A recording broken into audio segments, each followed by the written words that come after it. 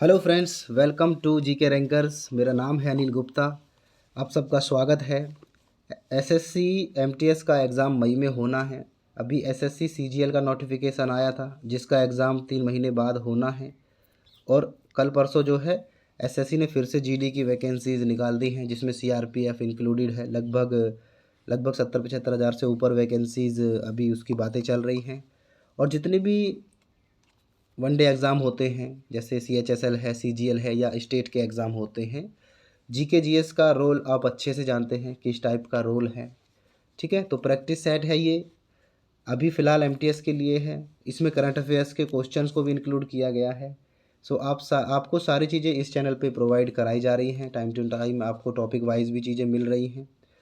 तो चलिए शुरू करते हैं हमारी वीडियो। हमारा पहला क्वेश्चन है, उड़ीसा जो राज्य है इसका पुराना नाम क्या था। देखिए, उड़ीसा का जो पुराना नाम था उत्तराखंड था। ओके, याद रखेंगे। उड़ीसा एक ऐसा स्टेट है जिसके बहुत सारे नाम रहे हैं प्राचीन काल से ही। ठीक है, जैसे मत्स्य इसका एक पुराना नाम रहा है। ठीक है, दक्षिण कौशल इसका पुराना नाम रहा है। छेदी, तोशाली, ये ऐसे नाम हैं जो अक्सर एग्ज़ाम में पूछे जाते हैं। ये किस राज्य का पुराना नाम है। ठीक है, तो आपको याद रखना है स्पेशली ये दक्षिण कौशल, ये मत्स्य, ठीक है, और त्रिलिंग, त्रिकलिंग, कलिंग भी नाम था इसका। ठीक है, ये नाम आप ज़रूर याद रखना। ओके, बात करते हैं 2011 में 4 नवंबर की।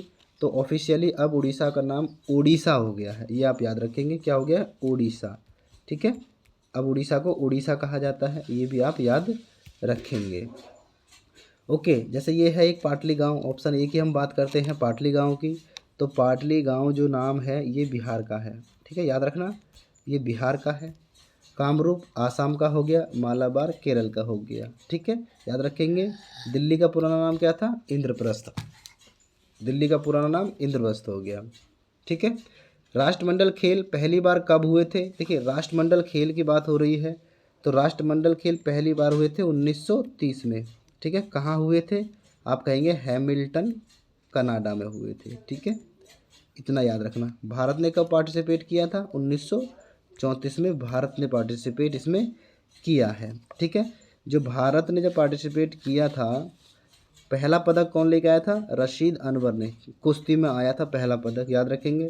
बात करें कॉमनवेल्थ में पहला स्वर्ण पदक किसने जीता, तो आप कहेंगे मिल्खा सिंह ने जीता 1958 में। मिल्खा सिंह को फ्लाइंग सिख भी कहा जाता है। ठीक है, राष्ट्रमंडल खेल 2022 में जो हुए हैं उसमें टोटल 22 मेडल्स, यानी गोल्ड मेडल की बात हो रही है, 22 भारत जीता है। जिसमें संकेत सरगर जो है, ये 3 मैं इसलिए बता रहा हूँ, शुरू के 3 थे ये जो इनको मिले हैं। तो पहला, अगर 2022 के गोल्ड की बात की जाए तो मीराबाई चानू को टिक करना आप। और अगर कांस्य की बात की जाएगी तो आप गुरुराज पुजारी को टिक करना। ठीक है, और रजत पदक की बात करें तो संकेत सरगर जी ने दिलवाया था पहला 2022 में। ठीक है, और तीनों ही वेट लिफ्टिंग में ये पदक आए हैं। ओके, अगला क्वेश्चन है हमारा, सबसे उच्च क्वालिटी का कोयला कौन सा है जिसमें कार्बन की जो मात्रा है ना वो 80% से 95% है। तो देखिए, एंथ्रासाइट कोयला है। 4 प्रकार के कोयला होते हैं, चारों के नाम यहीं पे मेंशन है, एंथ्रासाइट, बिटुमिनस, लिग्नाइट और पीट। ठीक है, तो ये 4 प्रकार के कोयला होते हैं। तो एंथ्रासाइट जो है ये सबसे हाईएस्ट क्वालिटी का जो है कोयला होता है। सबसे ज़्यादा कहाँ पे पाया जाता है एंथ्रासाइट भारत में, तो भारत में पाया जाता है जम्मू कश्मीर में। ठीक है, या फिर लद्दाख भी आप कह सकते हैं। ओके, और अगर भारत में सबसे ज़्यादा कोयला कौन सा पाया जाता है तो आप क्या कहेंगे, तो भारत में सबसे ज़्यादा कोयला पाया जाता है बिटुमिनस। ठीक है, कितना पाया जाता है, लगभग 90%। ठीक है, याद रखना, 90% तक जो है ये भारत में बिटुमिनस ही कोयला पाया जाता है। एंथ्रासाइट तो सिर्फ जम्मू और कश्मीर में पाया जाता है। ओके, और ये जो बिटुमिनस है किन राज्यों में ज़्यादा पाया जाता है, तो आप कहेंगे झारखंड, पश्चिम बंगाल, ओडिशा और छत्तीसगढ़ में। ठीक है, खनिज संसाधन एवं श्रम मंत्री इस समय कौन है, विजेंद्र प्रताप सिंह हैं। ओके, नेक्स्ट क्वेश्चन की तरफ चलते हैं।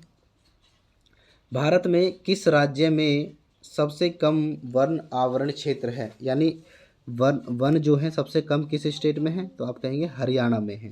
ठीक है, सबसे कम है हरियाणा में। क्यों, क्योंकि वहाँ पर खेती ज़्यादा होती है, कृषि का काम ज़्यादा होता है, इसलिए वन क्षेत्र ज़्यादा है। हरियाणा में कितना हो सकता है, लगभग 3.6% के करीब ही वन क्षेत्र हैं सिर्फ, ठीक है। और क्षेत्रफल की दृष्टि से अगर देखें तो मध्य प्रदेश एक ऐसा स्टेट है जिसमें सबसे ज़्यादा वन क्षेत्र है, याद रखना। सबसे ज़्यादा वन किस में कहेंगे आप? कहेंगे सर एमपी में। सबसे कम कहेंगे तो हरियाणा में, ठीक है। और अगर मैं परसेंट की बात करूँ तो परसेंटेज में सबसे ज़्यादा कहाँ पर वन है? तो आप कहेंगे मिजोरम में, ठीक है। मिजोरम में कितना परसेंट होगा? लगभग 85% है, ठीक है, ये याद रखना। मेघालय में 76% है और अरुणाचल प्रदेश में कितना है? 79% है, ये याद रखना। परसेंटेज के हिसाब से मिजोरम पहले नंबर पे है, जरूर याद रखना। अगला क्वेश्चन है, वर्तमान में मुख्य चुनाव आयुक्त कौन है? देखिए वर्तमान में मुख्य, ये करंट का क्वेश्चन आ गया ना, देखो वर्तमान में मुख्य चुनाव आयुक्त हैं राजीव कुमार, ठीक है। राजीव कुमार को मुख्य चुनाव आयुक्त बनाया गया है। किस नंबर के हैं ये? 25वें नंबर के हैं। इनसे पहले कौन थे? सुशील चंद्रा थे 24वें नंबर के, ठीक है। ये चुनाव आयुक्त होता है, इसका कार्यकाल कितना होता है? तो आप कहेंगे 6 वर्ष या 65 वर्ष, 65 वर्ष जो भी पहले हो जाए इतना। चुनाव आयोग की स्थापना कब होती है? 25 जनवरी 1950 को, ठीक है। 25 जनवरी को हम इसीलिए नेशनल वोटर्स डे भी मनाते हैं, ठीक है, मतदाता दिवस भी मनाते हैं, ठीक है, याद रखेंगे। बढ़ते हैं अगले क्वेश्चन की तरफ।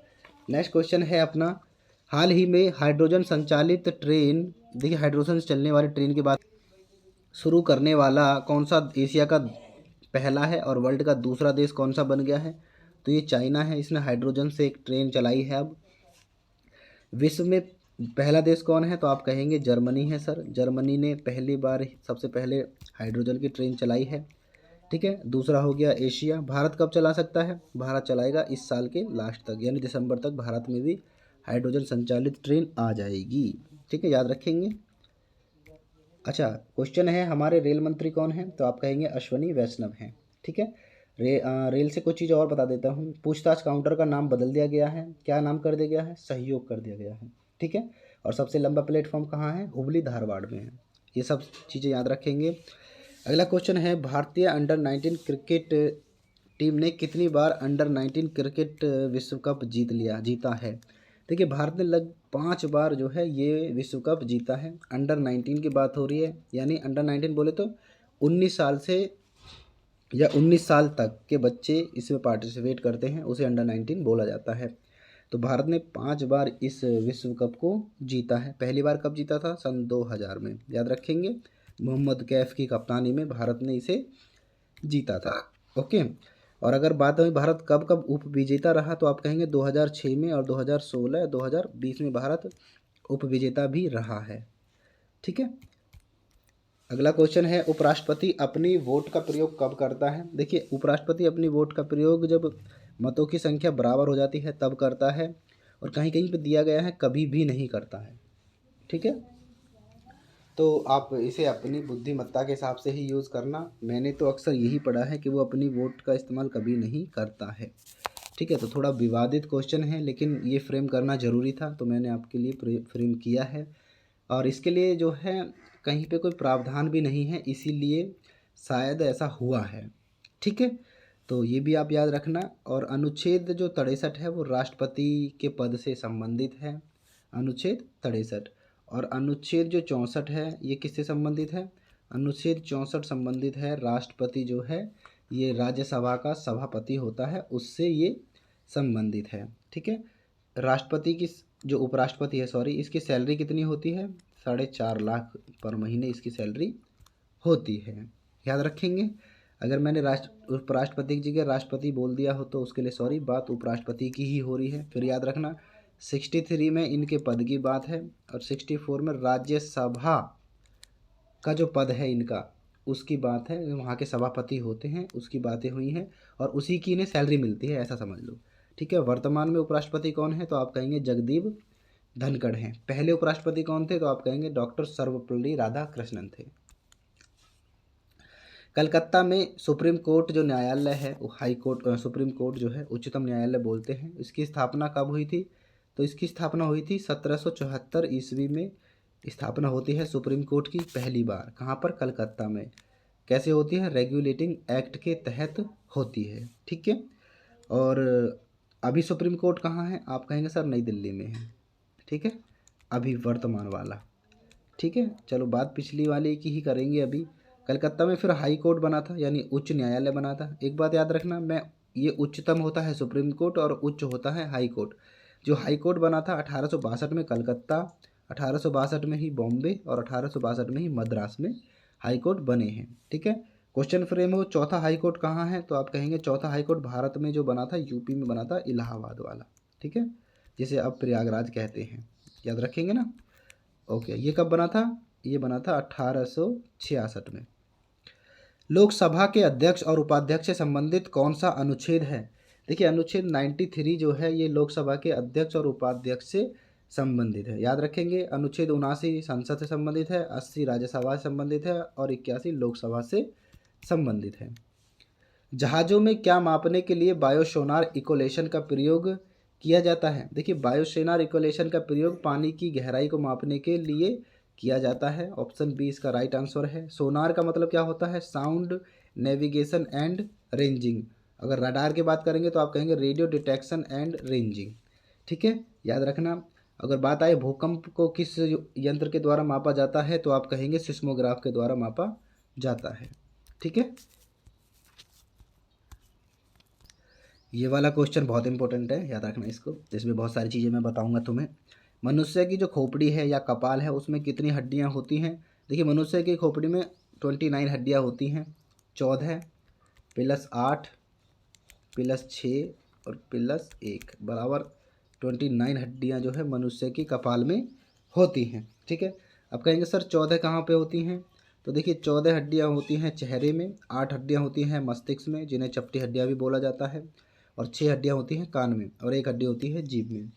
ठीक है, जो जीभ की हड्डी होती है, याद रखना इसका नाम, जिसको हाइयोड कहते हैं, HYOID हाइयोड कहते हैं। ठीक है, कान में एक सबसे छोटी हड्डी होती है उसे बोलते हैं स्टेपी, इसे याद रखना, स्टेपीज भी बोल सकते हैं, स्टेपीज है, एक सेकेंड, स्टेपीज उसे बोलते हैं। ठीक है, ये सबसे छोटी हड्डी होती है शरीर की। मानव शरीर की सबसे छोटी हड्डी कहाँ पे होती है, आप कहेंगे कान में होती है सर। ठीक है, एक हड्डी होती है इनकस, 3 हड्डी बताई थी ना मैंने कान में, 3 इधर 3 इधर, 6 है ना। एक होती है इनकस, उसे अमर हड्डी भी बोला जाता है। और एक हड्डी होती है जो सबसे कमज़ोर हड्डी होती है मानव शरीर की, उसे बोलते हैं मैलस। ठीक है, ये भी कान में ही होती है। ठीक है, सबसे बड़ी हड्डी कहाँ पे होती है मनुष्य के शरीर में, तो आप कहेंगे सर जांग की हड्डी है जिसे फीमर बोला जाता है। ठीक है, याद रखना फीमर। मैलस किसे बोलते हैं, सबसे कमज़ोर हड्डी को। सबसे मजबूत भी कौन सी हड्डी है, तो सबसे मजबूत हड्डी है जबड़ी की हड्डी। ठीक है, फीमर सबसे लंबी हड्डी है, याद रखेंगे। इनकस अमर हड्डी बोला जाता है। तो ये 6 हड्डियाँ हो गई, एक हड्डी हाइयोड होगी जीभ में हो गई। ठीक है, और 14 हड्डियाँ चेहरे में होती हैं, याद रखेंगे। चलते हैं अगले क्वेश्चन की तरफ। ताइवान की राजधानी क्या है। देखिए ताइवान की राजधानी है ताइपे। ठीक है, ताइवान की राजधानी है ताइपे, याद रखेंगे। मुद्रा क्या है इसकी, डॉलर है। बैंकॉक थाईलैंड की राजधानी है, मुद्रा क्या है इसकी, बेहत, इसकी बात हो रही है। और नामपे की बात करते हैं तो नामपे कंबोडिया की राजधानी है, मुद्रा है इसकी रियाल। ठीक है, हनोई किसकी राजधानी है, वियतनाम की, मुद्रा क्या है इसकी, डोंग। ठीक है, भारत की मुद्रा क्या है, रुपया। ठीक है, बांग्लादेश की मुद्रा क्या है, टका, याद रखेंगे। चीन की मुद्रा क्या है, रेनमिनबी। और जापान की मुद्रा क्या है, येन। ठीक है, ग्रेट सॉल्ट लेक कहाँ पर स्थित है। देखिए सॉल्ट लेक यानी खारे पानी की झील की बात हो रही है, और वो भी ग्रेट सॉल्ट लेक की बात हो रही है, तो ये अमेरिका में है, वो भी उत्तरी अमेरिका में ये स्थित है। ठीक है, याद रखेंगे कहाँ पर, अमेरिका में है। दुनिया की सबसे बड़ी खारे पानी की झील की बात करेंगे तो कैसिपियन सागर झील है, जो सबसे खारे पानी की झील है ये। ठीक है, और सबसे बड़ी भी है। ठीक है, भारत में कितनी खारे पानी की झीलें हैं, तो आप कहेंगे सर 6 झील हैं भारत में। तो कहाँ कहाँ पर है, एक तो लद्दाख में है, पेंगोंग झील है, 2 राजस्थान में है। ठीक है, एक पचपदरा और एक सांबर झील है। ठीक है, चिल्का लेक है उड़ीसा में है वो, और आंध्र प्रदेश और तमिलनाडु के बॉर्डर पर भी है एक, क्या नाम है उसका, पुलिकट झील, ये भी खारे पानी की झील है। और महाराष्ट्र में एक झील है, कौन सी है, लोनार झील। ठीक है, ये सब खारे पानी की झील है, याद रखेंगे। अगला क्वेश्चन है, किस प्रकार की मिट्टी में कार्बनिक मात्रा जो है सबसे ज़्यादा होती है। तो देखिए काली जो मिट्टी है ना, इसमें कार्बनिक मात्रा सबसे ज़्यादा होती है, और कार्बनिक मात्रा के साथ साथ इसमें जो है मैग्नीशियम, चूना, लौह अयस्क जो होते हैं वो भी ज़्यादा होते हैं, जरूरी नहीं कार्बनिक पदार्थ ही हों, बहुत सारी चीज़ें इसमें अधिक होती हैं। ठीक है, काली मिट्टी में फसलें कौन कौन सी होती हैं, तो आप कहेंगे तिलहन और खट्टे फल और कपास, ये सब काली मिट्टी में ही होते हैं। ठीक है, इसका काला रंग टिटैनी फेरस के कारण होता है। ठीक है, काली मिट्टी टिटैनी फेरस के कारण काली होती है। इसका दूसरा नाम क्या है, रैगूर मिट्टी। ठीक है, भारत पाकिस्तान कारगिल युद्ध का कोड नाम क्या था, तो ऑपरेशन विजय जो है भारत पाकिस्तान का जो कोड था, युद्ध कोड नाम था ये। ठीक है, और भारत पाकिस्तान का ये जो कारगिल युद्ध है कब हुआ था, 1999 में। कब हुआ था ये, वैसे अगर एग्जैक्ट कहें तो मई से जुलाई के बीच में हुआ था। ठीक है, याद रखेंगे। ठीक है, इसीलिए हम कारगिल विजय दिवस भी मनाते हैं 26 जुलाई को। ठीक है, इसमें हमारी विजय हुई थी, हम जीते थे। ठीक है, और ऑपरेशन विजय से अभियान से एक चीज़ याद आई होगी आपको, भारत ने पुर्तगाल, दमन और दीव को भी तो आज़ाद कराया था फौजियों ने। ठीक है, ऑपरेशन विजय चलाकर इंडियन आर्मी ने चलाया था ये ऑपरेशन विजय।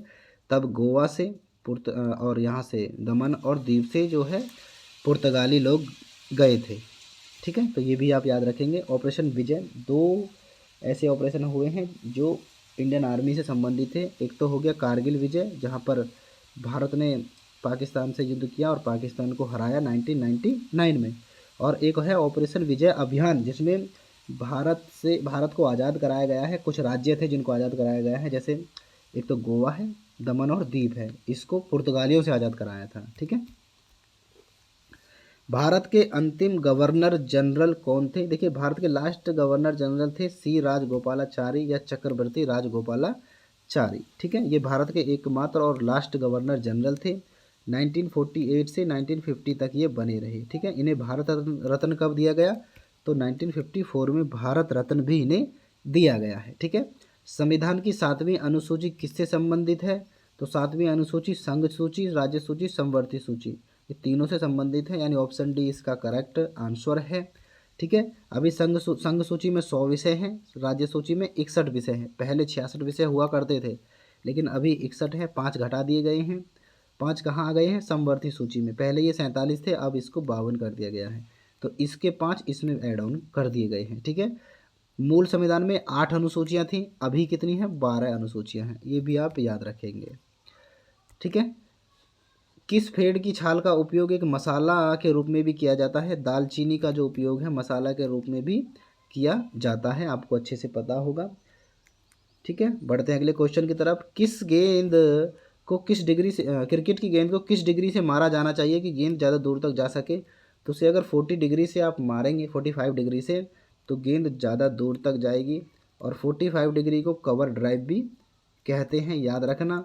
ठीक है, और कवर ड्राइव के बारे में याद रखना, और क्रिकेट के बारे में कुछ चीज़ें और बता देता हूँ जिससे कि आपका डाउट क्लियर हो। Cover drive, bouncer, no ball, free hit, square cover, sweeper cover, sweep, और लेग बाई, गली। ठीक है, carrom ball, knuckle ball, white ball, कुकुबरा।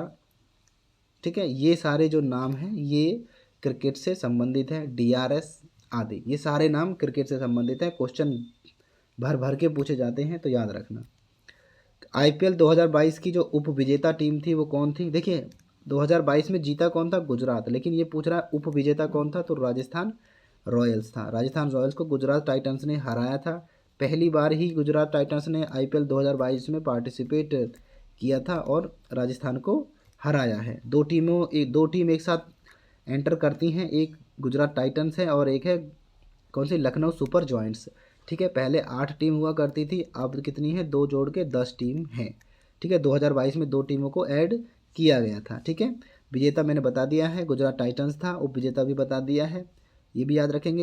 ये जो गुजरात जीती थी, इसके कप्तान कौन थे, तो आप कहेंगे हार्दिक पांड्या थे। ये मैच, फाइनल वाला मैच कहाँ हुआ था, आप कहेंगे सर अहमदाबाद मोटेरा जो है वहाँ पर हुआ था, नरेंद्र मोदी स्टेडियम में। ठीक है, दुनिया का सबसे बड़ा क्रिकेट स्टेडियम भी उसे कहा जाता है। ठीक है, इतना याद रखेंगे। ऑरेंज कैप किसे मिली थी, जॉस बटलर को मिली थी। पर्पल कैप किसे मिली थी, युजवेंद्र चहल को मिली थी। दोनों ही राजस्थान रॉयल्स के खिलाड़ी हैं, ये भी याद रखना। टीम भले ही हार गई हो, लेकिन पुरस्कार इन दोनों को ही मिले थे। ठीक है, बढ़ते हैं अगले क्वेश्चन की तरफ। अगला क्वेश्चन है, ज्ञानपीठ पुरस्कार प्राप्त करने वाली पहली महिला साहित्यकार कौन थी। देखिए, ज्ञानपीठ पुरस्कार प्राप्त करने वाली प्रथम जो महिला थी, आशा पूर्णा देवी थी। इन्हें ज्ञानपीठ पुरस्कार जो मिला था पहली बार मिला था। ठीक है, भारत में पहली बार ज्ञानपीठ पुरस्कार जो मिला था इन्हें ही मिला है। ठीक है, ये एक बंगाली कवि थी। ठीक है, याद रखना। अगर बात करें प्रथम व्यक्ति कौन थे, तो प्रथम व्यक्ति कौन थे जिन्हें ये मिला है, तो आप कहेंगे जी शंकर कुरूप थे, जिन्हें पहली बार ये दिया गया था मलयालम भाषा के लिए। ठीक है, याद रखना। ये जो आशापूर्णा देवी हैं, इनको किसके लिए, किस रचना के लिए मिला? प्रथम प्रतिश्रुति के लिए मिला 1978 में। लेकिन ज्ञानपीठ पुरस्कार की स्थापना कब होती है? 1965 में होती है। ठीक है, याद रखेंगे। और बात करें हिंदी में किससे मिला था, तो आप कहेंगे हिंदी में मिला था प्रथम महिला जो थी उन्हें मिला था महादेवी वर्मा को। ठीक है, महादेवी वर्मा को मिला था 1982 में। ठीक है, और प्रथम पुरुष की बात करेंगे तो आप कहेंगे सर प्रथम पुरुष थे सुमित्रा नंदन पंत। किसके लिए मिला था? चिदंबरा के लिए। ठीक है, चिदंबरा एक रचना थी, लेकिन इनको जो मिला है महादेवी वर्मा जी को यामा के लिए मिला, और यामा एक कहानी जैसी है। ठीक है, याद रखेंगे। हाँ, 1982 से जो है इसको रचना में ना देकर साहित्य के लिए दिया जाने लगा, ये भी याद रखना आप। ठीक है, पहले ये रचनाओं में दिया जाता था, लेकिन महादेवी वर्मा को जब 1982 में मिला ना, उसके बाद से इसे साहित्य में कर दिया गया। रचना से कोई मतलब नहीं है, साहित्य में जो विशेष योगदान देगा उसे साहित्य का ज्ञानपीठ पुरस्कार मिलेगा। ठीक है, कितनी भाषाओं में दिया जाता है, तो आप कहेंगे सर 23 भाषाओं में दिया जाता है। 22 तो संविधान की जो भाषा अनुसूची में जो 22 भाषा है उसके लिए, और एक इंग्लिश के लिए दिया जाता है। ठीक है, अंग्रेजी में किसे दिया गया है अभी तक एकमात्र व्यक्ति कौन है, तो आप कहेंगे अमिताभ घोष हैं, जिन्हें अंग्रेजी में भी ये अवार्ड दिया जा चुका है। ठीक है, भारत को कितने पिन कोड क्षेत्रों में विभाजित किया गया है, तो भारत को 9 पिन कोड क्षेत्र में विभाजित किया गया है। ठीक है, और पिन कोड प्रणाली कब लागू हुई थी? 15 अगस्त 1972 को ये लागू हुई थी, भारत की आज़ादी के दिन। ठीक है, याद रखेंगे। जो ये 9 पिन कोड जोन है, इसमें से 8 जो है ये प्रादेशिक क्षेत्र के लिए है, और एक जो है ये आर्मी के लिए है। ठीक है, याद रखेंगे। हाँ, आर्मी के लिए भी होना चाहिए ना। हाँ, तो ये आप याद रखेंगे। ठीक है, पिन कोड में जो पिन है, पिन का मतलब क्या है? पिन का मतलब है पोस्टल इंडेक्स नंबर। ठीक है, याद रखेंगे। पिन कोड कितने डिजिट का होता है, तो सर पिन कोड 6 डिजिट का होता है। पिन कोड में जब 6 डिजिट होते हैं, मान लो कोई भी 6 डिजिट होते हैं, तो ये शुरू के 3 डिजिट होते हैं, ये क्षेत्र, स्टेट और उप क्षेत्र को और जिले को दिखाते हैं। ठीक है, याद रखेंगे। राजीव गांधी अंतर्राष्ट्रीय हवाई अड्डा कहाँ पर स्थित है? राजीव गांधी हवाई अड्डा जो है ये हैदराबाद में स्थित है। याद रखेंगे। राजीव गांधी जो समाधि स्थल है उसे वीर भूमि कहा जाता है, ये भी आप याद रखना।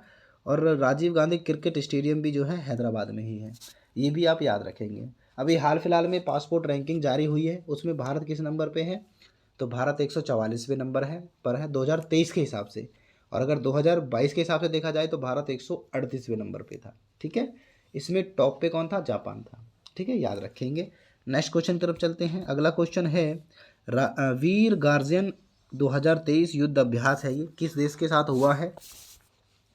तो देखिए, वीर गार्जियन युद्ध अभ्यास भारत और जापान के बीच ये हुआ है। और वीर गार्जियन से एक नाम और याद रखना, धर्मा गार्जियन, ये भी जापान के साथ ही हुआ है, 2023 का है, लेटेस्ट है, याद रखेंगे। सिंगापुर के साथ भारत कौन सा एक्सरसाइज अभी 2023 में हुआ है? तो सिंगापुर के साथ हुआ था बोल्ड कुरुक्षेत्र, याद रखना। कहाँ पर हुआ था? जोधपुर में। ठीक है, श्रीलंका के संग कौन सा हुआ है? तो श्रीलंका के साथ हुआ है श्रीनेक्स। ठीक है, ये आप याद, श्रीनेक्स, सॉरी श्रीनेक्स नहीं, श्रीनेक्स, ये श्रीलंका के साथ हुआ है। और फ्रांस के साथ कौन सा हुआ है? तो फ्रांस के साथ हुआ है समुद्री साझेदारी। ठीक है, कहाँ पर हुआ था? अरब सागर में। ठीक है, याद रखेंगे। ये करंट के थे कुछ युद्ध अभ्यास, याद रखना। और साइक्लोन 1 जो है ये मिस्र के साथ हुआ है, जैसलमेर, राजस्थान में ही। ठीक है, ये सारी चीज़ें आप याद रखेंगे। ये लास्ट क्वेश्चन, ये क्वेश्चन आपके लिए है, लास्ट वाला। अरुणाचल प्रदेश के नए राज्यपाल कौन बन गए हैं? तो आप कमेंट बॉक्स में इसका आंसर देना, कौन जो है राज्यपाल बने हैं अरुणाचल प्रदेश के। लेटेस्ट क्वेश्चन है, याद रखना, हर एग्ज़ाम में पूछा जाता है। बात करते हैं इसकी PDF की, तो फ्री मिल जाएगा आपको टेलीग्राम चैनल पर। टेलीग्राम ज्वाइन कर लेना, लिंक डिस्क्रिप्शन में मैं डाल देता हूँ। लेटेस्ट अपडेट के साथ सारी चीज़ें वहाँ पर आपको मिलेंगी। ठीक है, तो चलिए फिलहाल वीडियो बॉक्सअप करते हैं। वीडियो अच्छी लगी हो तो प्लीज़ अपने दोस्तों को शेयर करना, और चैनल पर नए हैं तो प्लीज़ चैनल को सब्सक्राइब करके बेल आइकन हिट कर लेना। मैं मिलता हूँ नेक्स्ट वीडियो में, तब तक के लिए बाय बाय, टेक केयर।